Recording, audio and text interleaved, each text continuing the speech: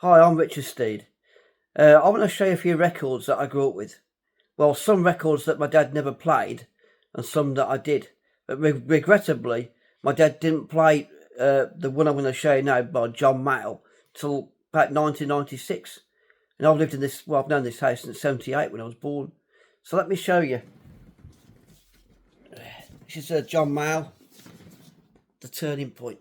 He brought these records down back in '96. I'd never heard this before, but I think judging by what I've seen on the internet, this come out in '69.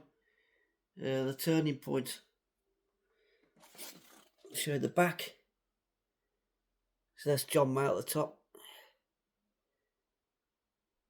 I'm going to play it because without this bloke, there wouldn't have been there wouldn't have been Fleetwood Mac, because apparently there was the John Mayall Blues Breakers, and eventually when Clapton left the band, someone replaced him eventually called Peter Green, and Peter Green then because the other two were the band called Mick Fleetwood and John McVie. But apparently John McVie was sacked by John Mayall because he became an alcoholic. And John Mayall was very, very strict. So he gave him the sack. And eventually Mick Fleetwood followed him as well. In fact, actually, I think it was the other way around. It was actually Mick Fleetwood who was the alcoholic. But this was after Clapton left and Peter Green replaced him. Eventually, they went, because they were all three of them were together. That was it. After the other two had left, Mick Fleetwood and John McVie, because they were too much into drinking. Eventually, Peter Green joined them, and it was named after a session. They named the band after a session called Fleetwood Mac. But I think this record came out in '69, a few years after that, when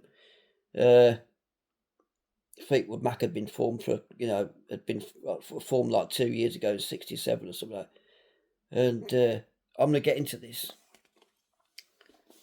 The Turning Point. I'm going to put it on later on. But let me show you a few other records that I grew up with. I'll put that over there. Now, my parents sometimes used to play this. It's like, I think she was an Hawaiian singer. I think they played it just a few times. But they had a very unique taste in music. These were my dad's records, you know. I didn't like Bob Dylan. Mum played Bob Dylan. And when she first played Bob Dylan in the early 90s, I thought, who's that mad idiot? You know, he sounds like a madman. And so I'd never liked him, never got into Bob Dylan. I'll put that over here. Simon and Garfunkel. My mum used to play that a lot. These are my dad's records, but it's always my mother that played these, you know. Simon and Garfunkel. What else? That was it. My dad was a massive Rod Stewart fan, and when I was a toddler, he used to play Rod Stewart quite a lot. I think that was his first album.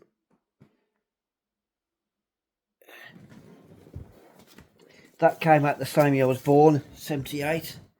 I don't think it's ever been opened either, as you can see by the wrapper. But he was a big Rod Stewart fan, my dad. Another Rod Stewart album. He was a big fan of Dusty Springfield, but he never used to play her. Never played her. But he used to fancy her, I think. Dusty Springfield. He had 2 Beatles records. He never used to play that, Hard Day's Night. Some of these he never used to play. That was my mother's. I bought that over once to my mum. My great-grandmother bought that in the 60s. She never used to like that either. So, my mother was a massive Johnny Mathis fan, you know, because it was like Nat King Cole sort of music.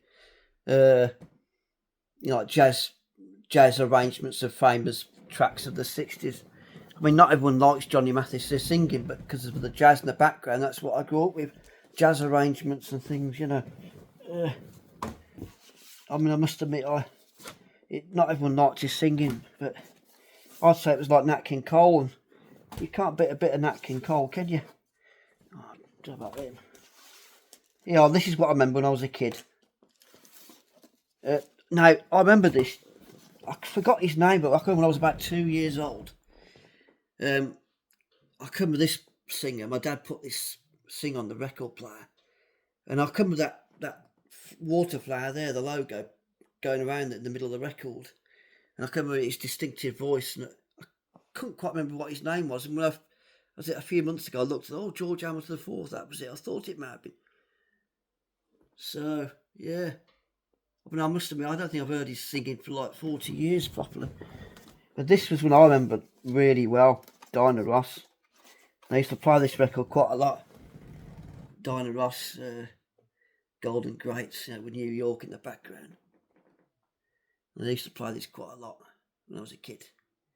Some of these songs were already on cassette, They probably recorded onto cassette. Rubber Soul, no. They never played this when I was a kid. My dad only started to play it, when he brought it down, 1996, and I started playing it, and I played it quite a lot because of the anthology come out in 95, and I was very curious to know what their albums were like, But, like I say, I think the Beatles were really overrated, really, to be honest with you. My dad has had this for like donkey's years, but he never really used to play it. I played it a few times in 96 and that, when I started to get into rock and that. Another Rod Stewart one here. Rod Stewart.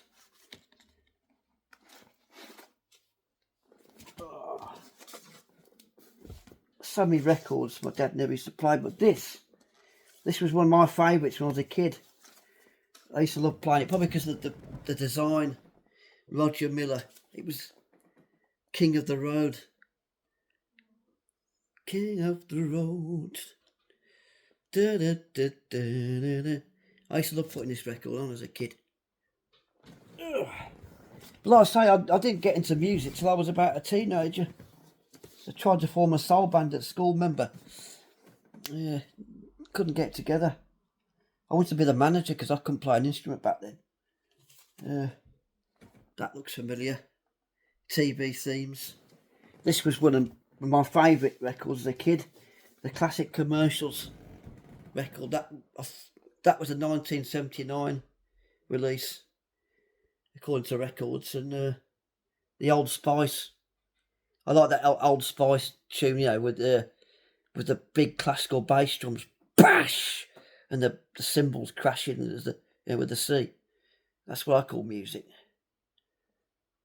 But that's one of the most played records when I was a kid. Now this is Led Zeppelin 2. Now I didn't hear Led Zeppelin until 1990. My dad was bringing back home from Brum along the M6, and they were playing this Led Zeppelin documentary. I think it was because the remasters that compilation had just come out or something, and they were playing it. I thought, what's that? This is mad. That singer sounds bloody nuts, and that was when I first heard Led Zeppelin in the car in 1990. And Mum told me, because I saw the Rock Family Trees documentary at 93, and they mentioned the demise of the Yardbirds and how Jimmy Page went to form a band called Led Zeppelin. And I said, Dad, have you got Led Zeppelin, that record? And he brought it down. That was it. It was the second one. I thought it was the first one he had, but it was actually the second. And that really was my most played record, about 96. That's what got me to rock and that. I mean, what's the word? I rebelled against modern music, like all the anthem music in the late 90s, that Ibiza music. I mean, in some ways I wished I'd never had done that, because that stopped me from going out clubbing. And I missed out on obviously there was the gambling problem that I had, which stopped me from socialising. But I'm glad I've kicked the gambling in now. It's finished. It's a mugs game. Bloody mugs game. That was another record that my parents used to play sometimes. Hawaiian music.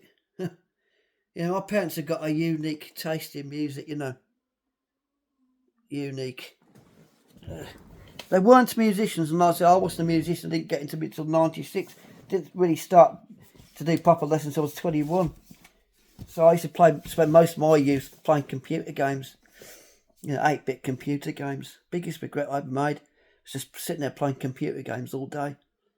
Anyway, this was a bloody good band. My dad bought this, one of the records he bought down in '96, and I didn't pay too much attention to it, but it's a bloody good. They're a bloody good band, a jazz rock band, Colosseum. Valentine Suite. It sounds a bit like Jamiroquai, but like a late '60s version of Jamiroquai. But I think they were better than Jamiroquai, But they say that all that was funk. It's not. It's bloody jazz. It's bloody jazz. It's like a rhythmic jazz. That's like a late '60s version of Jamiroquai. But it sounds better, So yeah, they're a bloody good band. They were Colosseum. They're still going. They're like in the '80s or something. Southeast band, Manfred Mann. Now that was a popular record that they used to play when I was a kid. I think they had it on cassette and they played that quite a lot. For Sale. That was the greatest hit, Semi-Detached Suburban, Mr. James. That was one of the tracks on there. They named it, this album, the compilation after that song. But yeah, Paul Jones. I saw him in Blackpool in 2010 and I got his autograph. And I turned around, it was bloody Alan Price of the Animals. He'd been playing the organ and I got his autograph. Yeah. But, yeah, that's back in the early 80s. I used to listen to this quite a lot. This was another record that played a lot when I was a kid. Shadows. Yeah, with the Rio de Janeiro cover. Yeah. And the older I got, the more I got into the Shadows. Yeah.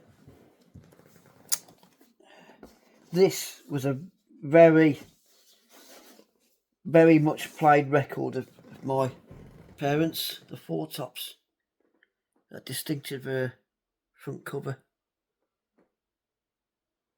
Yeah. But that John Mayall record, I want to get into that. I'm going to play it because he pioneered British blues. And without him, there wouldn't have been a Fleetwood Mac. So there you go. Listen to it. Download it and listen to it because he pioneered British blues. My dad had that in the house all these years. I didn't even know about it till '96. And now I'm going to listen to it for the first time properly, And now, let me show you some.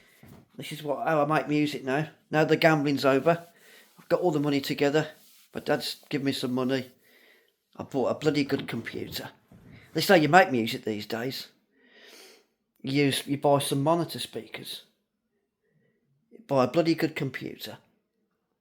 An i9. It's an i9. And it's got 24 cores in there. It's a beast of a machine. 32 gigabytes of RAM. Can't beat it. Got a MIDI unit at the bottom.